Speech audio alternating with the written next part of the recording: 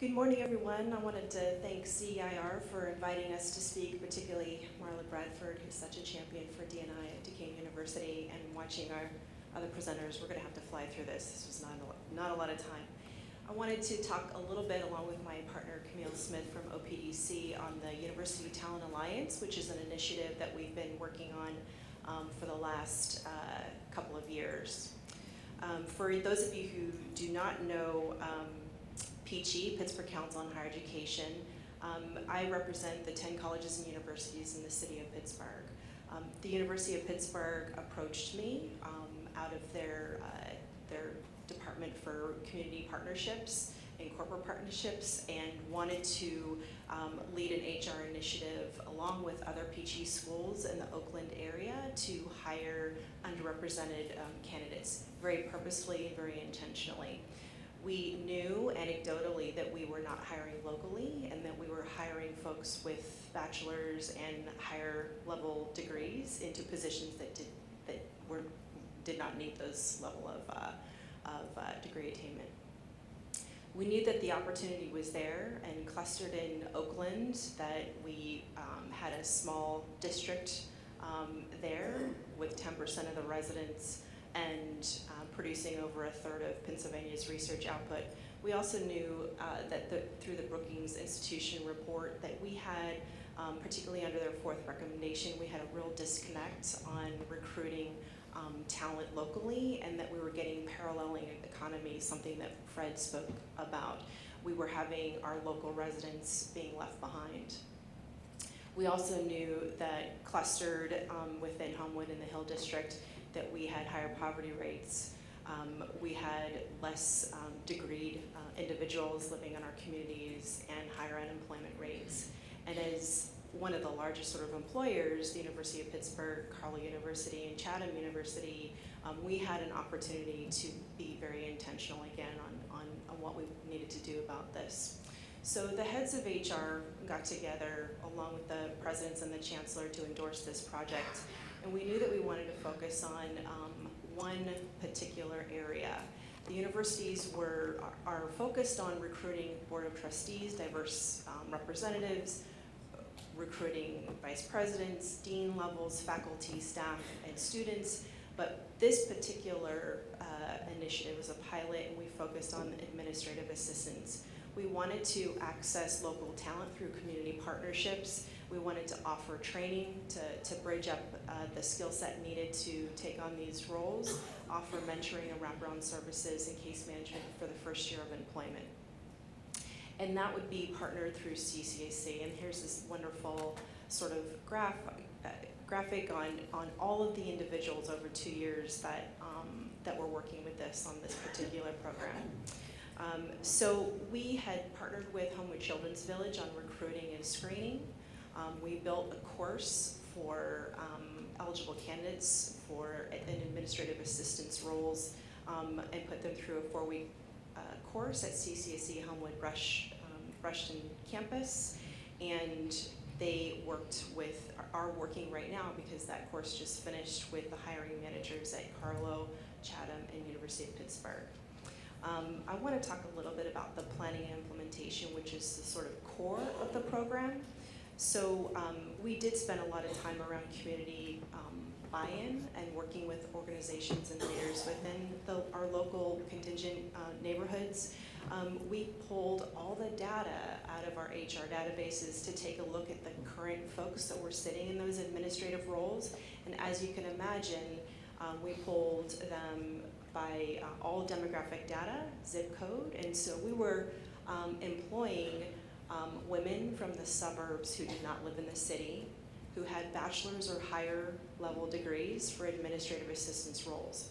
And as you can imagine, what's happened, I'm sure, over the years is that as tuition gets higher and higher, women and some men are taking these positions to get the tuition waiver for their children.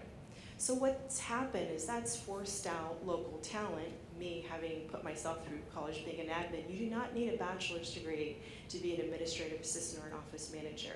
You need the skills, you need training in the technologies in the Office Microsoft Word suite, you need communication skills, conflict management, high organization skills. You do not need a bachelor's, but what we saw is that the local talent was being sort of weeded out of these positions, and they were now not eligible for tuition waiver benefits and all the other things, as well as their children, et cetera. So we standardized job descriptions across the 3 universities. We implemented the pre-screening and participant training. We built a 4-week curriculum course, again, through CCAC. It included job shadowing, and I have a picture here of some of the students who were at Carlow University. And then I'm going to hand it over to Camille Smith, who from OPDC, who is managing the case management of our current participants right now.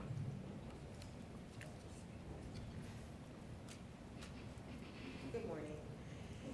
So what was so important about this project is that it was a pilot project, but we knew that we had to make inlays so that we could make sure that the people that were coming to the table felt comfortable going into these positions.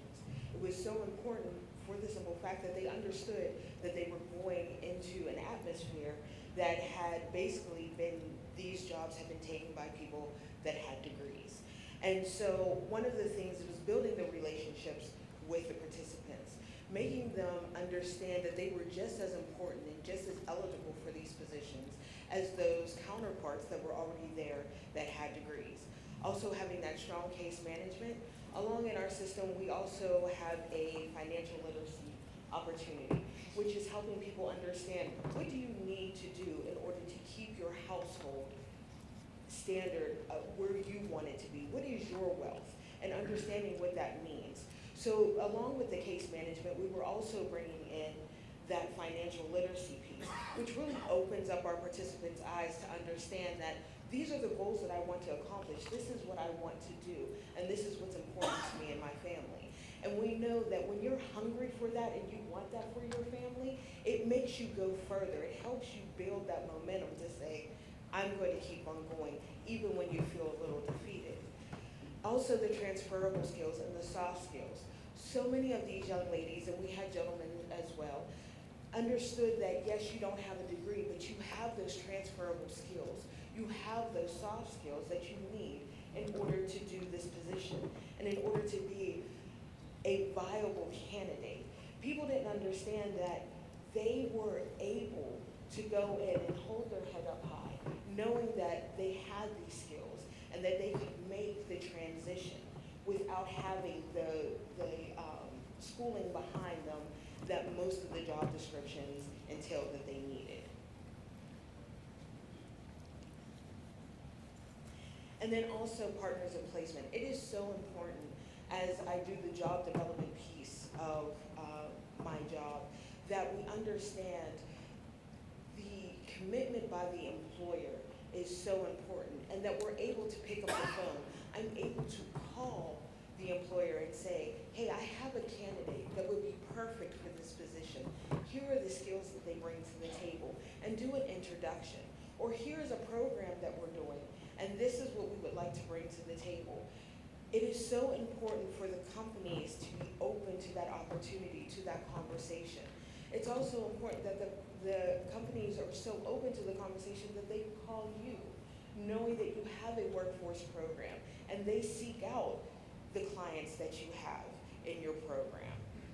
Employers that are willing to look at diverse candidates and are willing to look at people and say, you know what, I'm not worried about the degrees that they hold. I'm worried about the skills that they possess and how important that is, because you're missing out on a talent of people that have the ability to go ahead and work for you because they don't have the background of education. That does not necessarily hold them back. And also creating